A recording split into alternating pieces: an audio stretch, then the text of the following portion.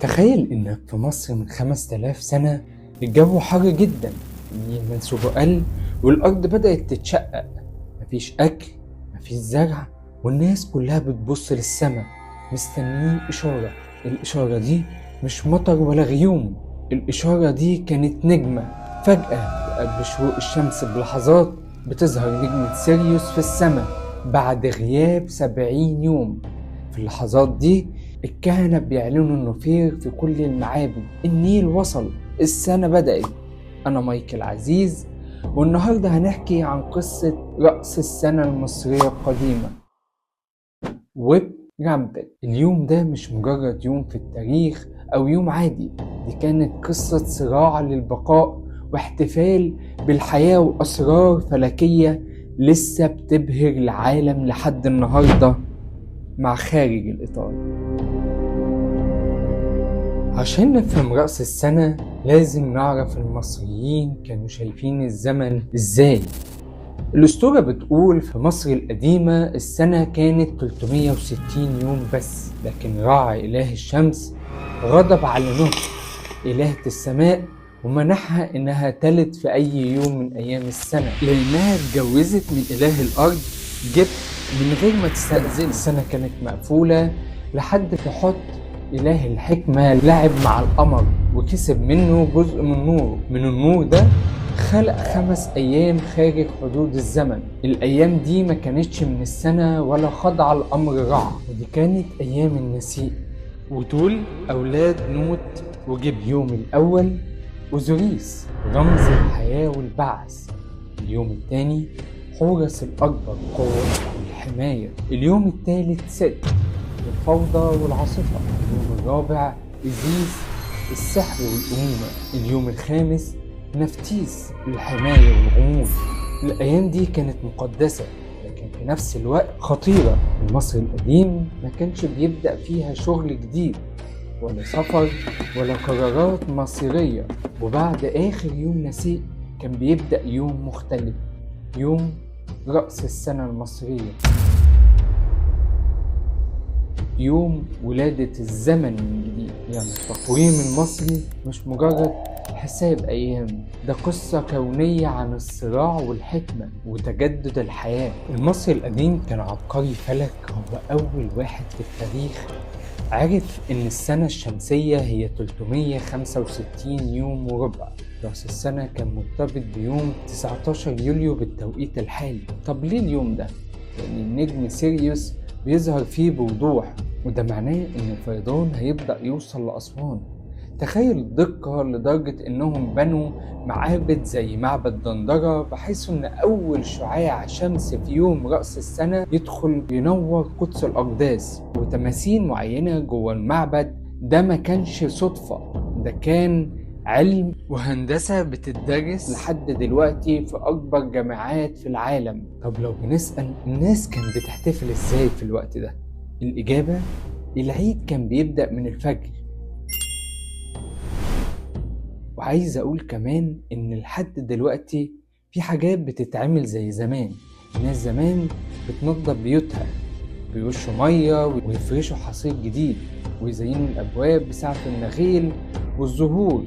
أما الأكل والطبخ المصري فطبعا معروف في رأس السنة كان أهم طبق موجود أياميها البط والوز والأسماك المملحة زي الفسيخ يعني. والفاكهة الأساسية كانت التين والعنب لأنهم رمز الخصوبة. المصريين كمان هم أول من اخترعوا كعك العيد. كانوا بيعملوه على شكل قرص شمس وبيدهنوه بالعسل وبيوزعوه على الجيران والفقراء كصدقة وبيسموها خبز الرحمة. أما عن الخروجات والفسح، العائلات كانت بتركب مركب في النيل ويغنوا ويعزفوا على الهرب والناي. كان يوم كله حب والفرحة مالية المكان كله، ممنوع فيه أي خناق أو زعل من أي نوع في اليوم ده. كانت السنة بتمر ب3 فصول، كل فصل فيه 4 شهور. المصري القديم مبقسمش السنة زينا دلوقتي، هو قسمها حسب دورة حياة النيل والزراعة. الفصل الأول فصل للفيضان وبيطلقوا عليه كمان آخد، وكان جواه 4 شهور. ال4 شهور هم توت، بابا، حتور، كيهك. المعنى ده وقت الفيضان النيل وغرق الأرض بالمية والطمي، ده كان بالنسبة لهم بداية الحياة، وعشان كده السنة بتبدأ بيه. الفصل التاني فصل الإنبات، بارد، والشهور طوبة، أمشير، برمهات، برمودا. الكلمة معناها الخروج، والمقصود بها خروج الزرع من الأرض بعد ما المية تنحصر، ده وقت الزراعة والعمل في الأرض. الفصل الثالث والأخير فصل الحصاد، شيمو. الشهور اللي فيه عشنس، بقونة، أبيب، مسرع. طب نيجي لمعنى كلمة شم النسيم. هي مزيج من الكلمة المصرية القديمة شمو والكلمة العربية نسيم، ومع مرور الزمن والتحولات شمو اللي تعتبر عيد الحصاد وبداية الصيف، وبعد دخول الإسلام مصر أضافوا لها كلمة النسيم، فبقت من شوم نسيم لشم النسيم.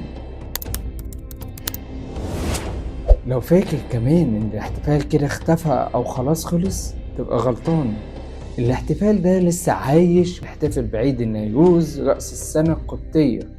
في شهر سبتمبر احنا بنحتفل بنفس العيد القديم، بس التاريخ اترحل شوية، والفلاح المصري لسه بيستخدمها لحد النهاردة. هي اسماء الآلهة والشهور المصرية القديمة.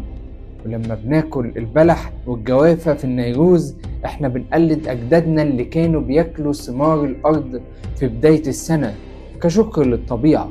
وفهمنا طبعا ان شهور قدماء المصريين هي الشهور القبطية. في النهاية رأس السنة عند المصريين القدماء ما كانتش مجرد يوم للمرح، كانت تجديد للعهد مع الأرض والنيل. كانت رسالة ان كل سنة هي بداية جديدة وفرصة علشان نزرع ونبني ونعمر. أجدادنا علمونا ان الزمن مش مجرد رقم، الزمن هو حياة. لو عجبك الفيديو وعرفنا نوصل لك عبقرية وجمال أجدادنا، ما تنساش تعمل لايك وتشترك في القناة علشان نحكي ليك قصص تانية من قلب التاريخ. كل سنة وانتم طيبين. سلام.